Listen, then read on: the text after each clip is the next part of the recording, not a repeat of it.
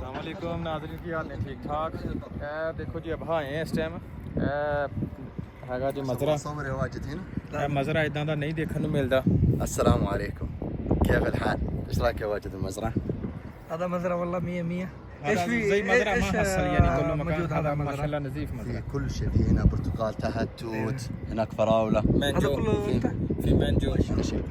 كله شيء لا منجو. هذا هنا بقدونس فلفل كزبره كله، टमाटर हरियां طماطم خيار كله فيه. असल ها असल ما شاء الله. بصل بصل فيه असल في برضه اثنين شيء सब بصل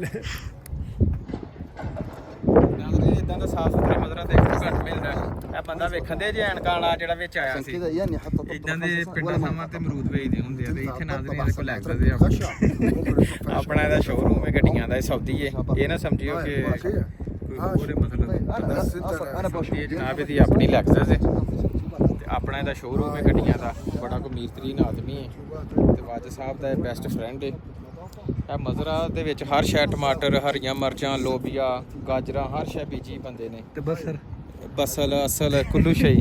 ਆ ਕਿਸੇ ਸੌਦੀ ਨੇ ਕੋਈ ਬੰਦਾ ਅੱਗੇ ਰੱਖਿਆ ਉਹਨਾਂ ਨੇ ਬਕਾਲੀ ਤਨਖਾਹ ਤੇ ਫਿਰ ਉਹ ਡੇਲੀ ਤਕਰੀਬਨ ਗੱਡੀ ਭਰ ਕੇ ਮੰਡੀ ਲੈ ਕੇ ਜਾਂਦੇ ਹੁਣ ਇਹਦੇ ਮਾਸ਼ਾਅੱਲਾ ਆ ਜਿਹੜਾ ਸਿਸਟਮ ਸਾਹਮਣੇ ਦੱਸੋ ਆ ਜਿੰਨਾ ਕੁ ਸਿਸਟਮ ਹੈ ਨਾ ਇਹ ਕਮ ਇਸ ਕਮ ਬੰਦੇ ਦੀ ਕੋਈ 10 ਲੱਖ ਰੁਪਇਆ ਇਨਕਮ ਹੋਏਗੀ ਮਹੀਨੇ ਦੀ ਸਾਫੀ ਬਚਤ ਰਿਆਲ ਦੀ ਰਿਆਲ ਦੀ 10 ਲੱਖ ਪਾਕਿਸਤਾਨੀ 10 ਲੱਖ ਰੁਪਇਆ ਇੱਥੇ ਦੀ ਤਕਰੀਬਨ ਕੋਈ 15,000 ਰਿਆਲ ਸਾਫੀ ਬਚਤ ਕੱਢਦਾ ਹੋਏਗਾ ਇੰਨੇ ਕੁ ਮਜ਼ਰੇ ਚੋਂ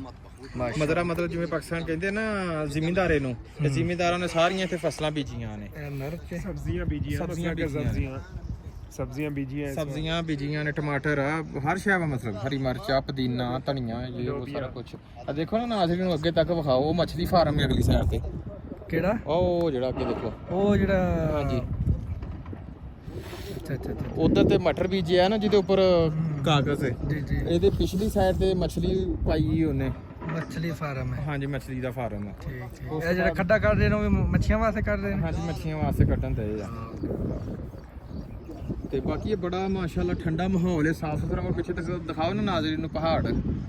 ਇਦਾਂ ਦਾ ਅੱਛਾ ਇਹ ਮਜ਼ਰੇ 'ਚ ਜਿਹੜਾ ਕੋਈ ਪਾਕਿਸਤਾਨੀ ਬੰਦਾ ਹੁੰਦੇ ਨੇ ਜਾਂ ਬੰਗਾਲੀ ਹੁੰਦੇ ਨੇ ਉਹਨਾਂ ਦੀ ਕਿੰਨੀ ਕੁ ਤਨਖਾਹ ਹੁੰਦੀ ਹੈ ਤਕਰੀਬਨ ਉਹਨਾਂ ਨੂੰ ਦੇ ਦਿੰਦੇ ਆ 1500-1600 ਰਿਆਲ ਤਨਖਾਹ ਰੋਟੀ ਪਾਣੀ ਸਾਰ ਸ਼ਾਇਦ ਸੌਦੀ ਦੀ ਹੁੰਦੀ ਆ ਮਜ਼ਰੇ ਦੇ ਵੀਜ਼ੇ 'ਚ ਹੋਣਾ ਚਾਹੀਦਾ ਬੰਦਿਆਂ ਨੂੰ ਮਜ਼ਰੇ ਦੇ ਵੀਜ਼ੇ ਤੇ ਅਗਰ ਕਿਸੇ ਨੂੰ ਕੰਮ ਦਾ ਪਤਾ ਪਾਕਿਸਤਾਨ ਨੂੰ ਕਰਦਾ ਰਿਹਾ ਤੇ ਇੱਥੇ ਆ ਸਕਦਾ ਨੋ ਟੈਨਸ਼ਨ ਇੱਥੇ ਆ ਕੇ ਆ ਮਜ਼ਰੇ ਦਾ ਕੰਮ ਬਿਲਕੁਲ ਨਹੀਂ ਵੀ ਸੌਦੀ ਕੋ ਕਰਨਾ ਨਾ ਜ਼ਾਤ ਵੀਜ਼ੇ ਤੇ ਅਗਰ ਆ ਜਾਂਦਾ ਆ ਕੇ ਤੇ ਇੰਨਾ ਕੁ ਮਜ਼ਰਾ ਮਤਲਬ ਕਿਸੇ ਕੋ ਠੇਕੇ ਤੇ ਲੈ ਲੈਂਦਾ ਹੈ ਨਾ ਤੇ ਰੁਪਈਆ 10-12 ਲੱਖ ਮਹੀਨੇ ਦਾ ਬਚਾ ਸਕਦਾ ਅੱਛਾ ਹਾਂ ਬੜੀ ਬੱਚਤ ਇਹ ਦੇਖੋ ਨਾ ਧਨੀਆ ਜਿਹੜਾ ਹੈ ਨਾ ਇੰਨਾ ਕਿ 1 ਰਿਆਲ ਦਾ ਮਿਲਦਾ ਹੈ ਪੁਦੀਨਾ ਜਿਹੜਾ ਇੰਨਾ ਕਿ 1 ਰਿਆਲ ਦਾ ਮਿਲਦਾ ਹੈ ਤੇ ਇਹ ਤਕਰੀਬਨ ਹਰ ਸ਼ੈ ਦੀ ਗੱਡੀ ਭਰ ਕੇ ਡੇਲੀ ਮੰਡੀ ਲੈ ਕੇ ਜਾਂਦੇ ਆ ਕੀ ਬਾਤ ਹੈ ਹਾਂਜੀ ਇੱਥੇ ਫਿਰ ਸਬਜ਼ੀ ਇਹਨੇ ਦੇਖੋ ਕਿੱਡਾ ਸਾਫ ਸੁਥਰਾ ਹਰ ਸਬਜ਼ੀ ਬੀਜੀ ਇਹਨੇ ਦੇਖੋ ਨਾ ਉਹ ਕਿੱਥੇ ਤੱਕ ਜਰਾ